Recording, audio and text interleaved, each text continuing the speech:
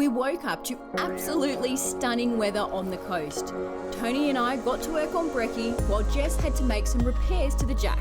There's no way she was not driving Sandy Cape today. You can definitely see where it's been wearing through there. There's a few little wears here and it's right on the corner here. I've got some silicone here. Apparently I have some on my face. You do? You do. This is why I can't wear white. Let's see if it goes on the...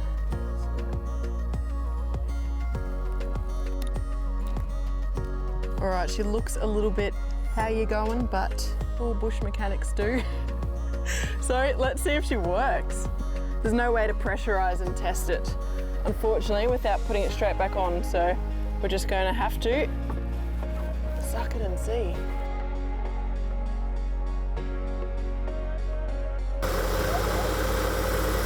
Well, it doesn't look to be shooting out so far. So far, so good. That's better than the day I got it.